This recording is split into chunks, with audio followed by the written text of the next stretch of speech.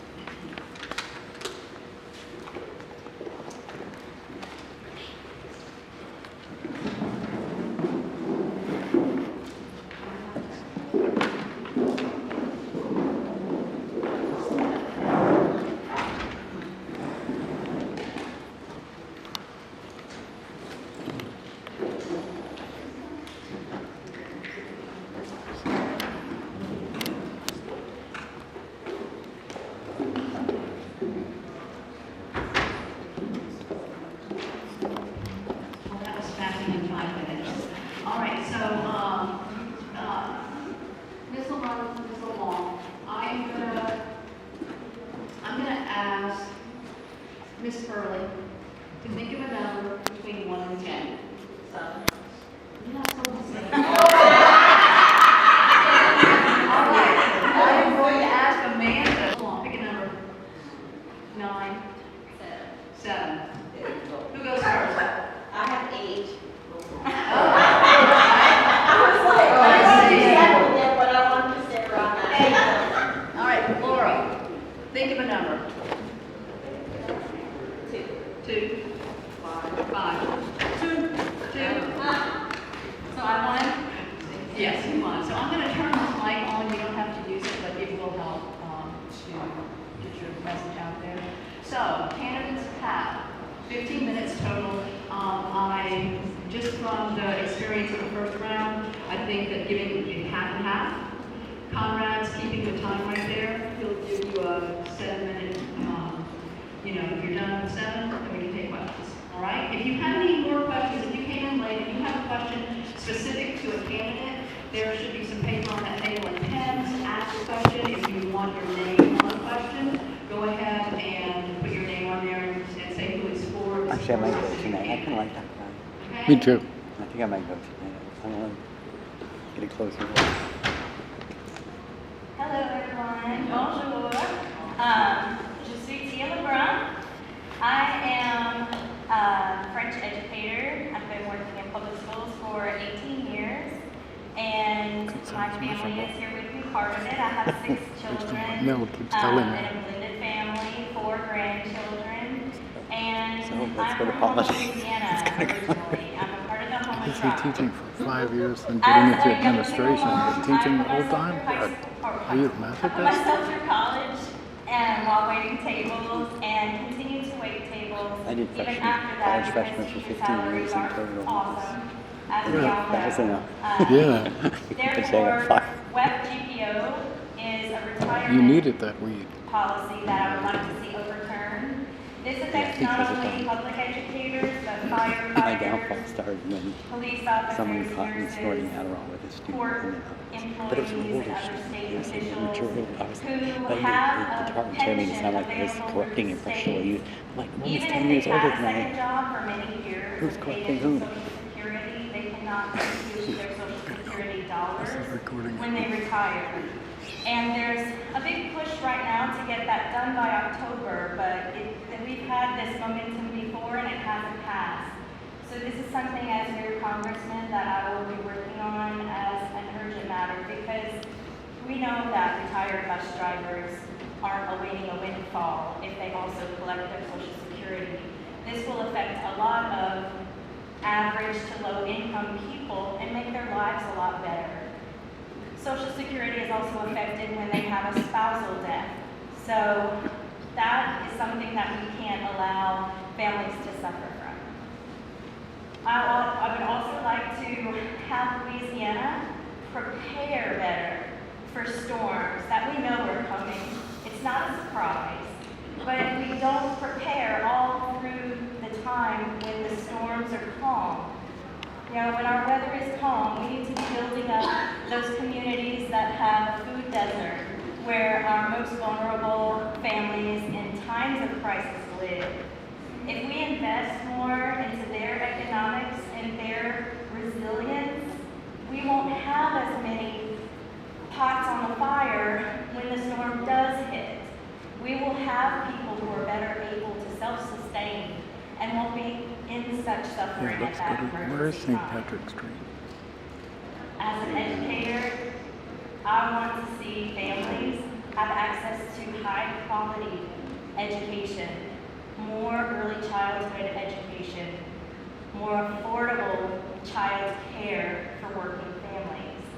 I believe that we already have the infrastructure that we need to make that a reality to people. I was a single mom, like I said before, and I relied on child care assistance to be able to go to LSU and get my degree from there. So now I learned that young mothers have to be put on a waiting list Highway, for those where same your friend supports belonged. that were the only reason I was able to go to school. We picked up Blair. I also care a lot about women's rights. I have 4 daughters, 2 of whom are here with me today, and 3 granddaughters.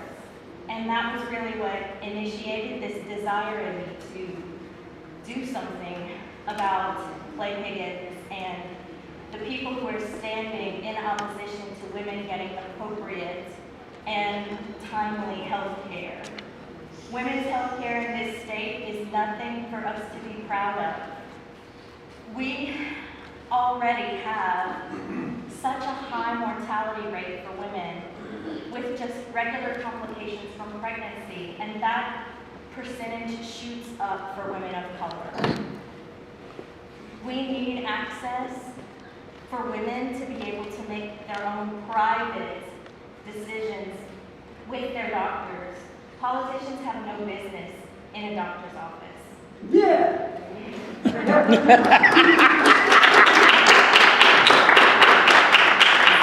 Unless them get treated. Well, that might be the only case, but then they're not a politician, are they? They're a patient. That's true. Yeah. So I am the endorsed candidate by the State Democratic What about Party. men's health I care? have the support Why of is Viagra so several expensive? leaders in Calcasieu Parish, including Dustin Granger, and I have the support of my teachers here who I worked with as an administrator in Lafayette Parish for sure. And my leadership experience there, I led a team of about 100 teachers, and they were from all over the world. They had all different religions. They had all different Who's that? educational backgrounds and Pet experiences Shop in Boys? schooling. No, you do, yeah. But as their leader, I was able to be a positive force for collaboration, regardless of our differences, and pull them together to work on a common goal. And that's the strength of leadership I intend to bring to Congress, a productive collaboration. We need voices that can appeal to others and not alienate them. And we are seeing such extremes on both sides of politics these days. So I understand the mistrust of politicians very well. I have had that feeling that my vote won't make much of a difference before. But right now, it's the prime time for us to have a change.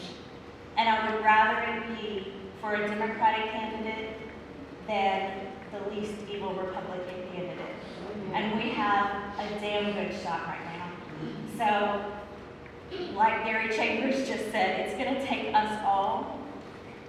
So if you haven't chosen somebody to support right now in this election, then please look up LeBronForLouisiana.com. And I'm number 22 for 2022 on the ballot. And I look forward to being your new voice and a new caretaker of all of our communities.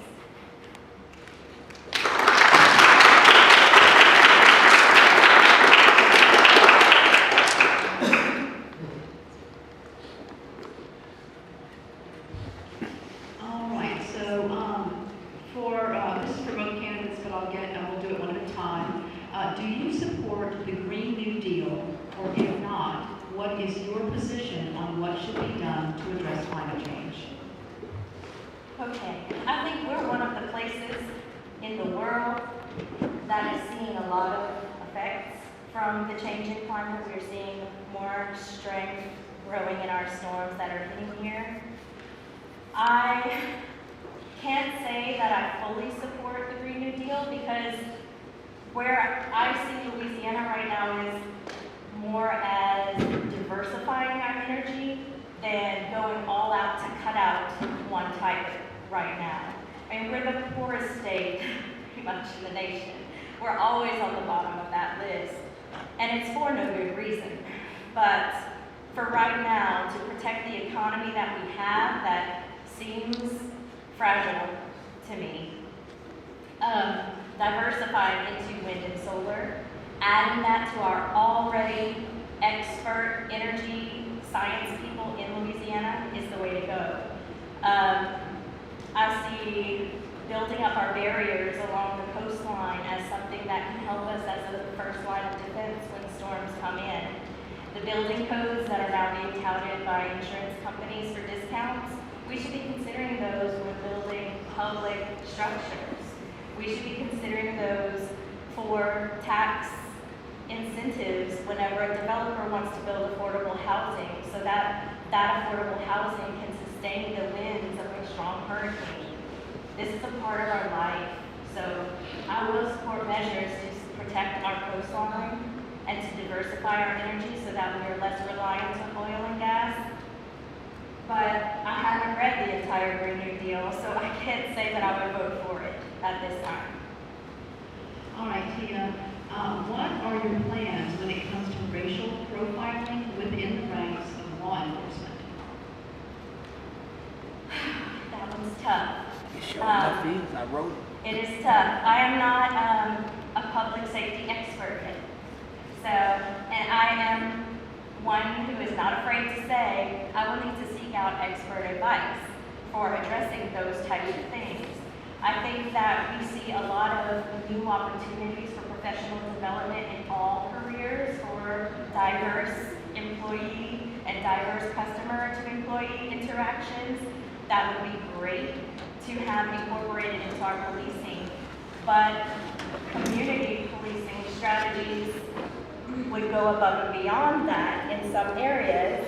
Is if you send a police officer who's armed to a home to de-escalate a situation where a mentally unstable person is, if they have therapists right along with them, that might be the only thing they need to de-escalate that situation.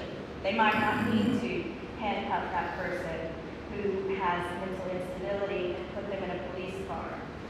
So, in addition to training for diversity and exposure to different people, because I think that you need to not only hear about these differences, but you need to experience that difference. You need to go to a neighborhood with a different income level than you. You need to visit hospitals and schools and see it in real life. But other than that, it's, just having people work together a little better and using our resources more wisely. All right, especially recently, LGBTQIA+ youth have been under attack in our Louisiana public and private schools. Do you have any special plans to, and if so, how aggressively do you plan to protect these students?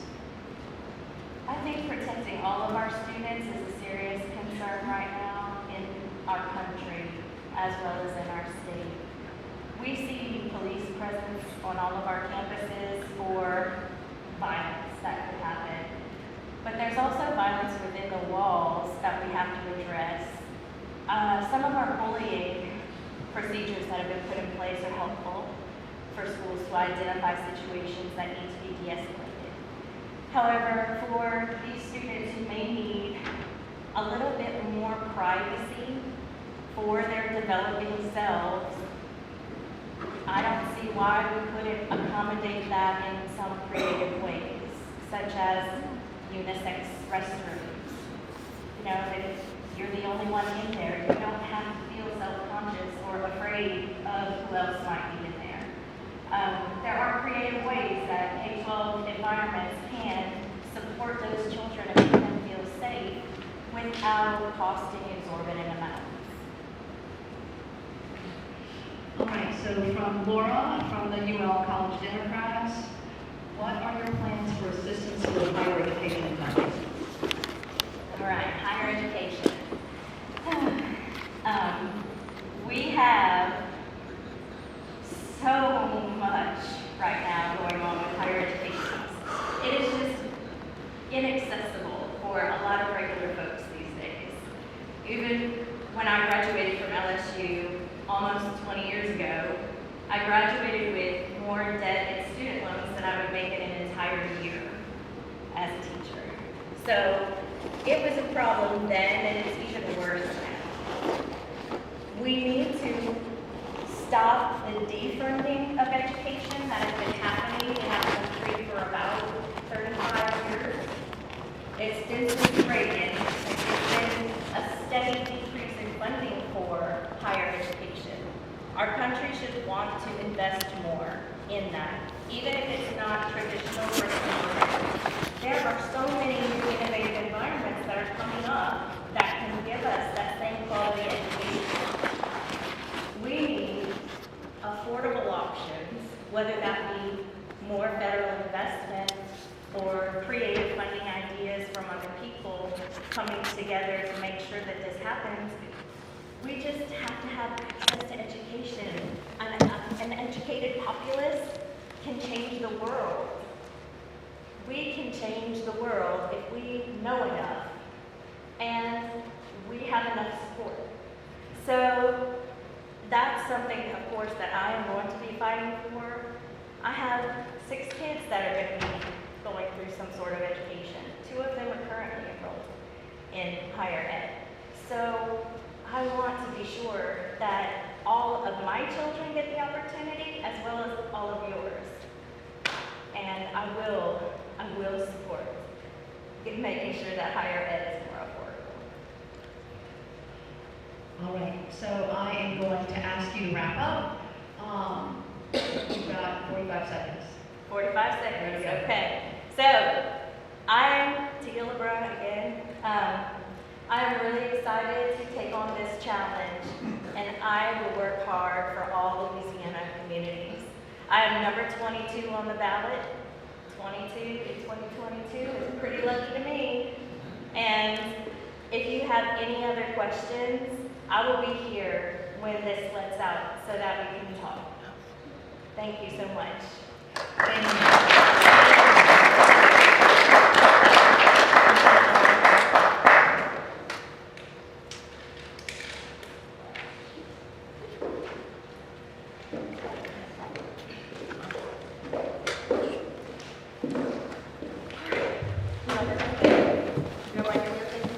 Oh, go ahead. So hi everyone, I am Leslie McClung, running for United States I'm number 21 on the ballot. I was born and raised here in Lafayette, actually in the Judy's community. My early professional career was spent in business and venue management, restaurants, large restaurants, and I did some banqueting, which was fun. I took off for quite a few years. I was privileged enough to be able to do that to raise my children. During which time, I do homeschool them. And during that time, I continued my advocacy work. That's something that I've always engaged in. I'm sorry. I have always engaged in advocacy work. That's something that I've always done. And even in my management career, I worked with Toys for Tots. I did work with running of the Doves program, Festival International, a volunteer festival for about 20 years, running in the transportation department. So during my children's younger years, I continued to advocacy work with Writing Storytime. It was one of the big things that I'm very proud to say that I made happen. And recently, I began doing it for a living when I went back to work. And I currently work for the Promise of Justice Initiative. We're a 501c3 out of New Orleans. And we basically hold the police accountable and the Department of Justice accountable. The Department of Corrections accountable, I'm sorry. They have a lot of people. But I came to that work because I'm also a former offender, and I've spent time in jail. I was arrested 14 years ago on charges of trafficking 10 pounds of cannabis into the state of Louisiana. 10 pounds of cannabis into the state of Louisiana. And I got a first-hand look at the justice system. And not only how screwed up it is for people like me, but how especially screwed up it is for Black people, and especially Black men. Something I take very seriously. So now, a lot of the work that I do surrounds that. I work legislation at the state level. With PJI, my employer, I work death penalty bill. That was my bill. It was a bipartisan bill. Unfortunately, it did not make it through committee, but we're going to read it again next year, like we do everything else. I'm proud to say that I did assist with the mugshot bill. I assisted with Ted James's Clean Slate bill last year and actually testified in support of that. I also testified last session in support of Mandy Andrews' bill regarding, I was part of solitary confinement. In certain situations, like the mental health of patients, because currently, people who have issues with mental health, even in LPCC, they aren't receiving, there's no health care received there. They're put in solitary confinement and left there. I'm very proud to be part of that coalition. For a full-time semester. That was full-time hours, and it was 12 or more hours. If you were taking more than 12 hours, that was your max hours, like $9. Now, it's probably quadruple that. And I know because I went back, because I went on to UM for a full scholarship.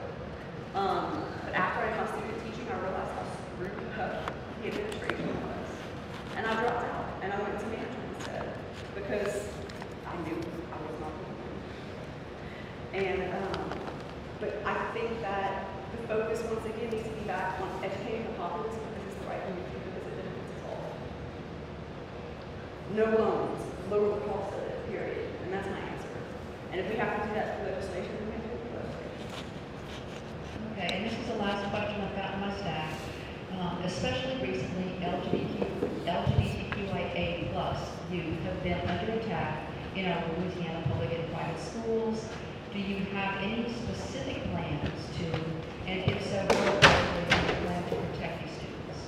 Oh my gosh, I'm super involved in LGBTQAI rights. I worked alongside Louisiana trans rights this year. I was super disappointed with the legislation that and even supported by some Democrats. Super disappointing. But again, we can't. I'm for states' rights.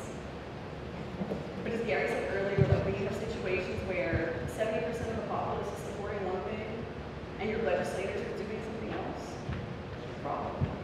They're not speaking for you. And in those cases, it has to be handled at the federal level. And I think that protections for those people, for those communities, need to be codified. They do. All right, so Leslie, you have some time to wrap up. Go ahead.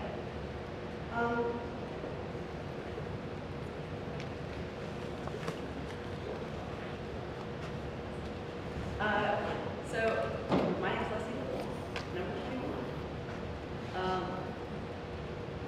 I have the experience to do this. I've been doing it in Salem for a couple of years. I have the connections to do this. I care. I'm invested in this work. This is a lifestyle.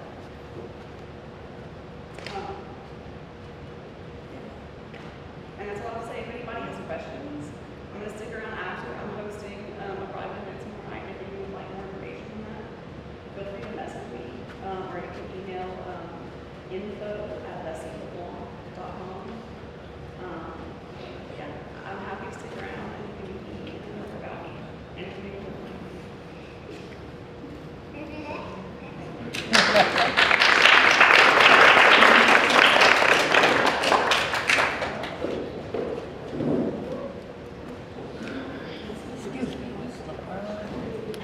Yes, So, I'm Gary all the two Jackson. judicial races, candidates here today. I was asking a question about racial profile.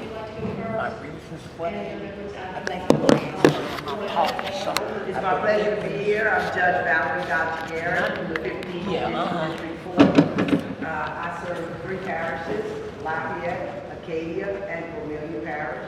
I travel all 3 parishes and represent the 15 JEC. Initially, I stood on the stage probably about 2 years ago when I ran for the 15 JEC after being a warrior in the community for 28 years. Now, my story goes back further than 28 years though. It goes back to 30 years. And that's really what's important to me, why I'm standing here. 30 years in Louisiana. And while Edwards was the first, and I'm the second generation of those that have the opportunity to serve our community. Judge Cooks was a lawyer at the time. She ran for the 3rd Circuit Court of Appeals. That was 30 years ago. I was in law school at the time, graduating.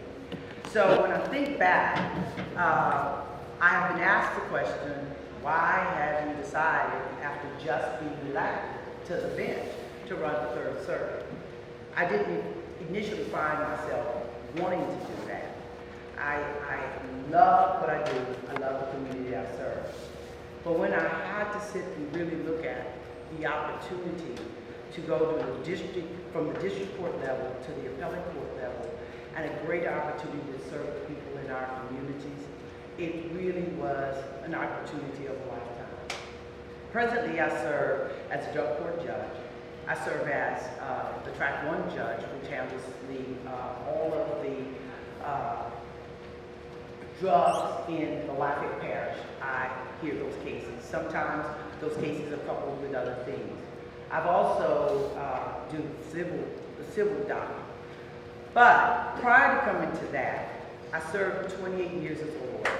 And when I talk about that time, it is the most cherished time serving as a lawyer in this community.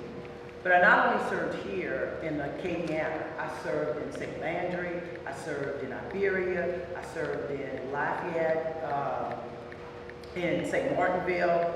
I've even gone to New Orleans and traveled the entire northern state of Louisiana as a lawyer. So with 28 years under my belt, I decided to run for judge. And I sit now and I realize that sitting as a district court judge, you make tough decisions. And those tough decisions need to be carried to the Third Circuit Court of Appeals. I find myself able to do that, to sit down and realize, take my knowledge, my experience, and my wisdom with me to the bench.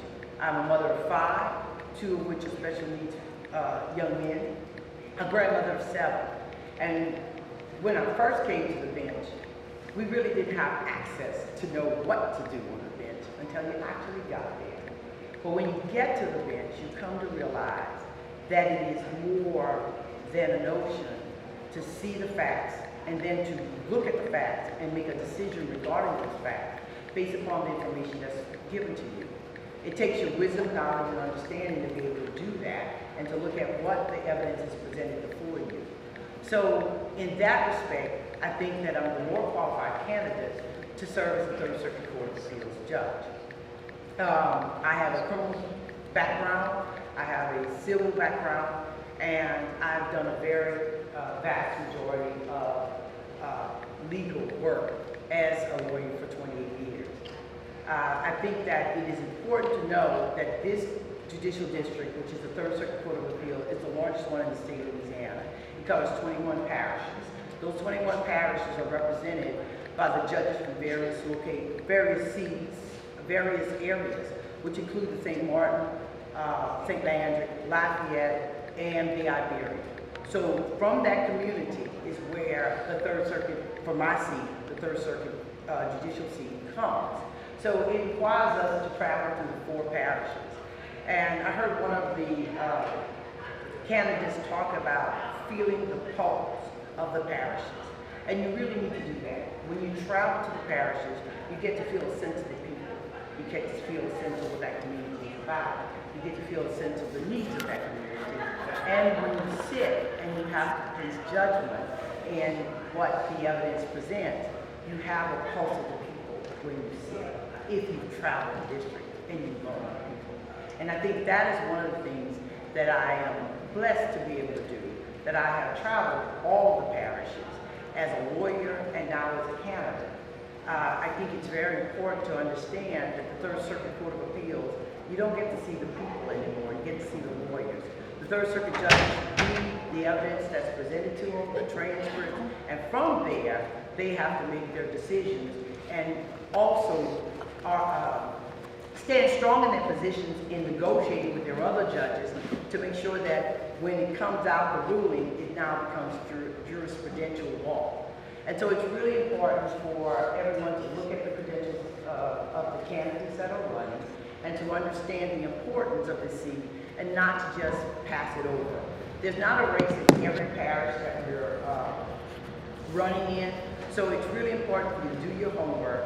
It's really important for you to go to the polls because every vote counts. I think that most people don't really understand the necessary needs of the Third Circuit Court of Appeals, and that is, it's an extremely important seat, extremely important. You cannot discount this seat. You cannot discount the judicial system. We are not like the other candidates that you've heard today.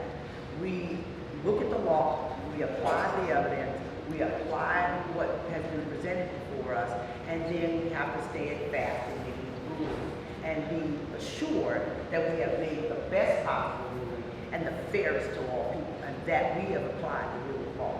So while you may think that this is not important and your vote doesn't count, we haven't had the seat filled in 30 years, and retiring judges, Sylvia Cooks, will be retired at the end of this year. And there are two candidates in this race, myself and another opponent. And I bring to the table 28 years of my legal experience, as well as my seat on the bench for now, as well as my life experiences as a mother, a grandmother, as a citizen in this community. I served in many boards. I served on the Lafayette Airport Commission. So I also have the knowledge of the Tri-Parish area and the needs of all of the people and the importance of that Lafayette Airport bringing about change. While sitting there, I had to create diversity, DEEs. I had to create policies and procedures. So those things are all the things that you bring to the table with you in order to create the jurisprudential law that is necessary for us. Any questions? Yes. Sorry. It may sound a little boring, but it really isn't. Nah, I think I remember you from somewhere before, and I just. You might know me from somewhere before. Did you run 4 years ago? I ran 2 years ago, Okay. and I stood right here. Yeah, okay. Maybe I thought I might have seen you in the neighborhood campaign. I've been around a long time. I've been serving a long time in the community. I've been involved in a lot of activities, a lot of boards and commissions. So I'm very involved in the community and what happens here. I serve as a drug court judge also for the 15 JDC. Okay. So my name is Judge Valerie Gotch Garrett. I'm number 42 on the ballot. I serve as a 15th Judicial District Court judge presently. I'm happy to serve and humbled to serve. I look forward to serving as the next Third Circuit Court of Appeals judge. And if you have any questions, as I said, I'd be happy to answer. Pleased to meet you, Jan. Yes. So there are a couple of things that have happened recently that made me wonder about kind of what the appellate court does. I was very involved in the district battle, and we had at the federal level, we had a favorable district court ruling, we had a date set to go for the Fifth Circuit Court of Appeals, and then Justice Alito again said up to the Supreme Court. And so it's like, what about the Fifth Circuit or appellate courts in order? And then in the abortion litigation that's been going back and forth, our Attorney General, Jeff Lamry, always sort of wants his day at the highest court, the state Supreme Court or ultimately the U.S. Supreme Court. So it just makes me wonder, what is the unique role of the appellate court, especially in interpreting laws in ways that do justice? And that's why I said it may sound a little boring because we actually don't see the people anymore. We see the lawyers and we read to the transcripts. So it's very tedious work. But with that, you just said, it's important in order for the appellate courts to review the information is to have a proper record. And so for the appellate courts, they look at the record and the rule of law that is in front of them and the error that has been asserted by the district court lawyers, the lawyers who have been in the district court, what they are asserting to the Third Circuit. And the Third Circuit is only one. We have a First Circuit and a Second, but the Third Circuit is the largest, and it covers the central Louisiana. So for me, my message is not so much about me as much as my message is about the importance of Third Circuit, because I think that 30 years has been passed, and nobody really heard anything about Third Circuit or the value or importance of Third Circuit. A lot of people see the district court level because it's very interactive. You come to court, you argue, you sometimes a proper person, you can sit, you can hear. And the Third Circuit is the paper that comes. And then you have to have the knowledge, wisdom, and understanding to apply the rule of law, and then take that rule of law and give a good decision. Because knowing the written word is what you're going to leave behind. The written word is what you're going to make jurisprudential law. And so that, usually when it hits the Third Circuit, unless they go to the Supreme Court, it stays there. And the law comes out of there in the interpretation of it. So we have the legislative branch, and then when you come to the district court has to interpret what you have sent based upon what the law is in issue rule. So we do a lot of writing, and we do a lot of assessment. And it's more than people realize, the administration of justice and the court system. And so my message to you today is don't take that for granted. It is your right. If you don't use it, then you can't complain later on.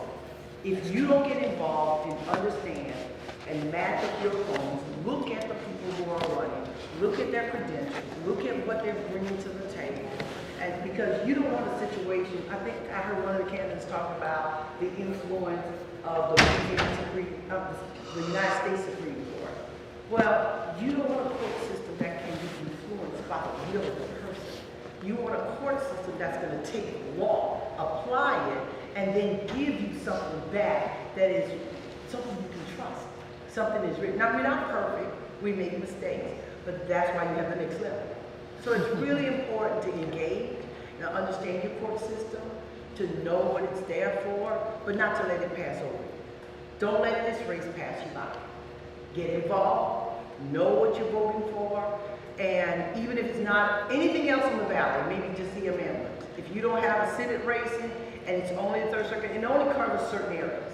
So it may cover in the Third Circuit, it creates almost like a sting, because it comes from St. Andrew Parish, it covers that area, it picks up a little bit like Bucky, comes down, goes to Ortonville Sunset, picks up St. Martin Parish, picks up Iberia Parish, and passes through Lafayette Parish. So it's really a large district, it's a lot of work. If you want to join me, we'd be happy to have you on board. I knock on doors, I talk to people. I can't get a sense of the community without doing that. I love to serve. I love the people in our communities that are visiting, and it is my honor and pleasure to be here today. Thank you. Any other questions? Yeah. Yes, ma'am. I have two, and forgive my ignorance, and if this is something that doesn't apply to you, feel free to say it or interpret my questions for me. So it sounds like you're interpreting laws, you're reviewing things.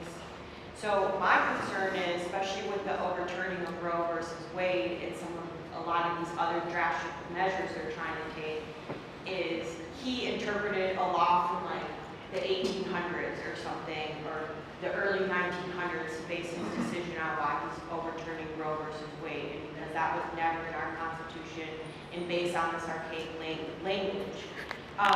Is that something, when you are reviewing these things or interpreting the laws, I guess, how do you consider like this really archaic language and laws that were present when women didn't even have rights for those voting You rights? should never interpret your will in your rules. Right. You should never interpret your feelings in your rules. Your ruling should come from the law and your interpretation of what is before you and how it applies to what has been presented. Sometimes there are still things in our legislation that are on the books that may not be correct. But it's not my job to just search for it. My job is to take what you give me and look at what you give me. My job is not to say, oh, well, you've got this. That's not my job. My job is to look at what you present to me and do the analogy of what you presented to me. Look at the evidence you gave me, look at the rule of law, and then, of course, all that I am comes with me in my life experiences. And so I can tell you that I did a lot of family law. We had a case one time where I mediated because I saw where the lawyers were going. I saw what was happening, and I knew that if I pulled them together and had a conversation, I could probably get them through something that was going to be tumultuous. And we did just that. But ultimately, it is the right of the lawyer and their client to have their day in court. Sometimes we can do the work as mediators, but that's not our job at the Third Circuit. Because the only thing I get is the paper. And then the opportunity the lawyers choose to argue their positions. So you really have to be able to take that paper and read it and pay attention and go through the documents with open eyes to see, but not with your interpretation to go search, if that answers your question. Somewhat. And my follow-up is about marijuana prosecutions, and I don't know if this question more for Jules, or if this would also pertain to you. Like, What is your question? so, I guess like first time marijuana, and I know we are changing some of the laws, like if you have a small amount of marijuana, you're just receiving a citation, things like that. But regardless of continuing to decriminalize marijuana offenses, even people that continue to have marijuana offenses, and keeping kind of those low-level drug offenders out of the jail system as well, and having other social programs available for them instead of these mass incarceration rates of low-level. The only thing I can tell you about that is, when Judge Edwards served, he was a drug court judge. I am now the drug court judge.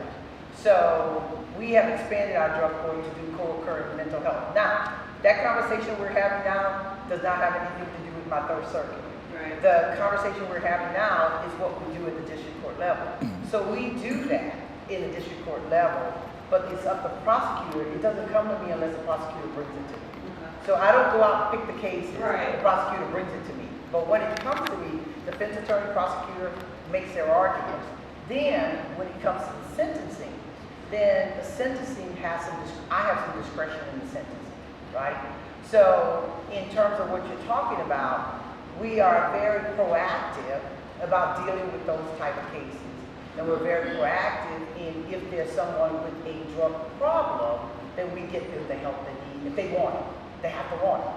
So, no, we're not trying to put people in jail for long periods of time when they have a drug addiction, unless we can't do anything at the level we're at, and it's the last option.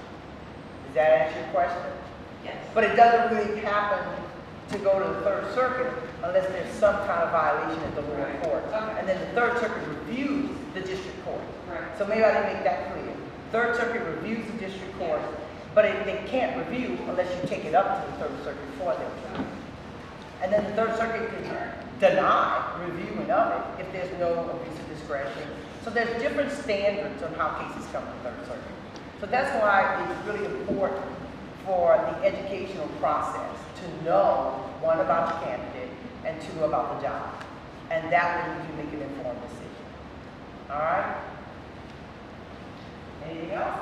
I have a question, if you don't mind. Yes. I'm wondering, if elected, would you commit to implementing the policy regarding cell phone storage for visitors to the courthouse? I can't do that as a Third Circuit Court of Appeals judge unless it comes to me and it's happening handled in the lower court. So that's an appellate. I'm talking about the appellate. Not in the district court level. I'm not just curious. Yes, sir. Will you be the only judge in the circuit of them, or there are others? No, there are other judges. There are only two minority judges in the Third Circuit. One that comes out of the Children and one that comes out of this one. Okay. There's only two minorities. So But how many in total? I'm trying to remember. I don't remember off the top of my head, but there's at least, what, maybe 10? Well, you know off the top of your head? No. I don't know off the top of my head how many. Okay, I just wanted to know. But they come from different districts, yeah. So when you make a decision, it's going to be with other. With other judges. Okay. That's right. Usually it's three panels. Okay. There's a three-judge panel. Okay. That's correct. And then somebody writes the other people. All right. Anything else? Thank Yes. you so much. Thank you. Thank you for educating us on Thank this. you. I think that's what's important to me now because I'm realizing as I'm talking to people, they really don't know unless they experience it. And most of the people that experienced it, experience it because they went through it and not because they really have knowledge of it. And so you can't go out and value. Invited Judge Garrett's opposition. Judge Theory was not able to make it. She had two other events. She was invited. All right, and without further ado, our closer, Judge Jules Jones. Thank you all very much. I'm very pleased to be with you this evening. I am number 61 on the ballot. I am campaigning to be the next city court judge in Lafayette. That's Division A. Several of you I remember from the last campaign a couple of years ago. And I'm honored to see that you are still interested in this race. I have to tell you that, as Judge Garrett just mentioned, judicial races are very important. Unfortunately, the North Side did not come out in for me to be successful the last time. And of course, we're now having a special election as a result of what happened with the person who was in the position. I want to first ask you to think very carefully about what you believe justice means, right? And I want you to think about what you want from a city court judge. And everything I tell you about me is for the purpose of me giving you the information for you to evaluate whether or not I'm the person that you think is best qualified to serve in that position. All right, I think justice is giving the other that which that other is due. All right, so another way of saying that is justice is what love looks like in public. Right? I served in the military for 30 years. I enlisted as a private in the United States Marine Corps Reserve, and I retired as a colonel in the Louisiana Army National Guard. I served in the infantry, the artillery. I served in the Judge Advocate Corps. I was an inspector general for an infantry brigade. I was the chief of human relations, equal opportunity for the Louisiana National Guard. And my final position, I was the state judge advocate, responsible for supervising all of the military judges, lawyers, paralegals, court reporters in both the Army and Air National Guard in Louisiana. Now, why is that important to me? Okay? I had the opportunity to work with some very fine, talented, and gifted men and women as we forged together their integrity, their character, right? So character is the behavior that you engage in over and over and over again. Integrity means that the person's professed values, what I tell you I think is important, my behavior is consistent with that profession. That's integrity, right? The reason I mentioned that position about the Inspector General is in that position I was required to investigate complaints from soldiers that their leaders had treated them wrong, right? I was required to investigate inspect organizations to make sure that they were complying with the regulations. I was a captain at that time when I served in that position. The battalion commanders were colonels, and the brigade commander was a general. Most of those commanders outranked me. And so I often had to go and tell people in authority that they had done wrong, right? That gave me an opportunity to demonstrate that personal fortitude, that integrity.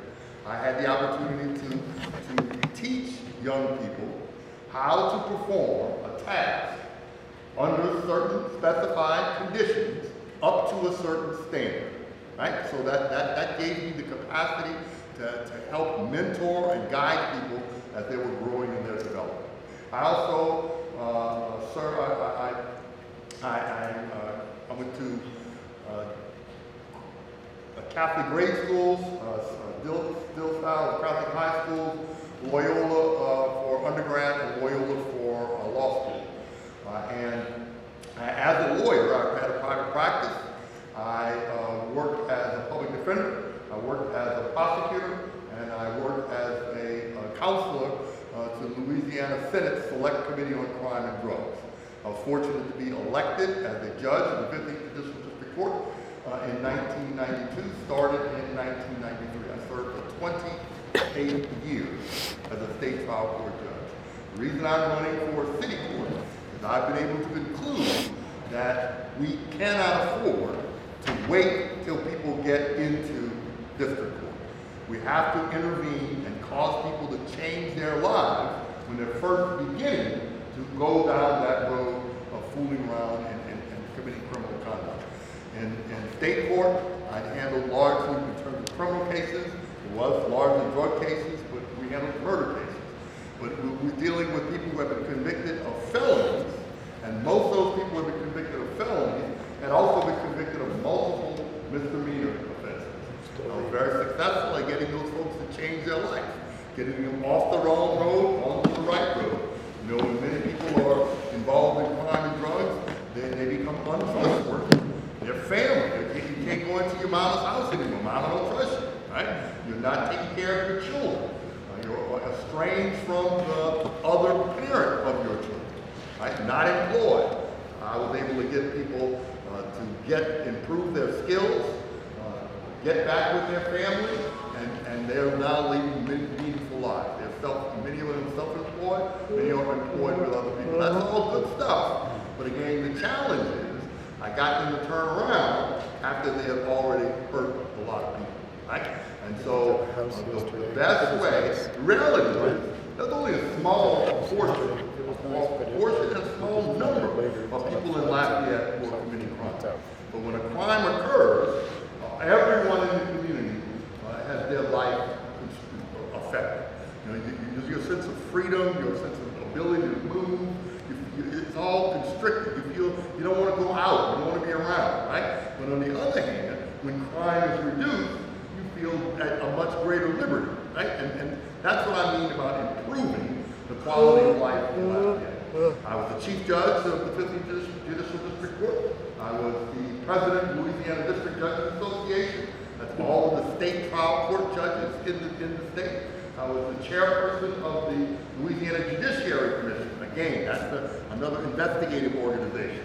When people complain that a judge engaged in unethical conduct, that organization conducted the investigation. If necessary, the evidence was presented to the Louisiana Supreme Court.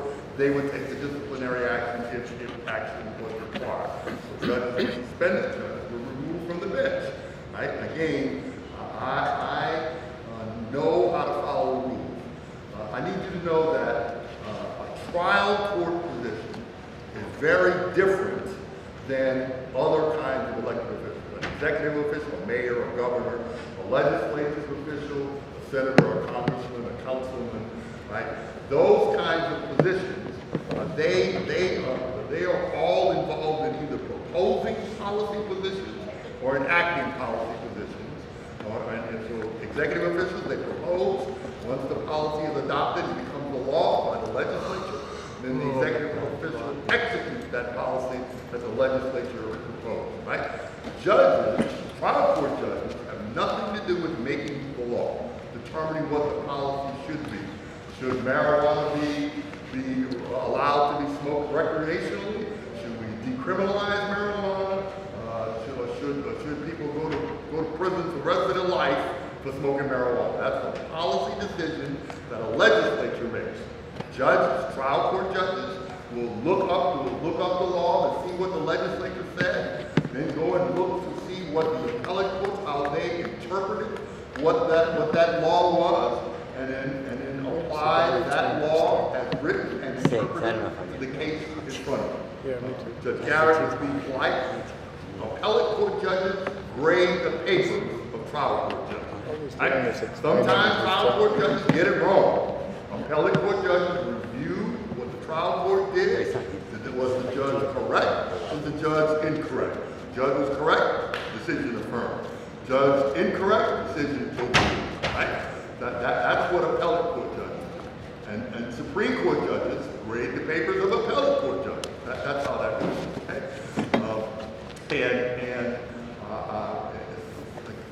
The city court has jurisdiction throughout the entire city of Lafayette. People who live in the city of Lafayette can vote for the city court judge. City court and state court, district court, they have what's called concurrent jurisdiction, meaning they do many of the same types of cases. But district court handles more serious cases. So if you were hurt, or somebody claims that you hurt them and you owe them $50,000, $1 million, $2 million, that's a state court, that's a district court thing. City court, the amount in controversy is limited to $20,000. They both handle criminal cases that are misdemeanor cases. District court handles misdemeanors and felony cases.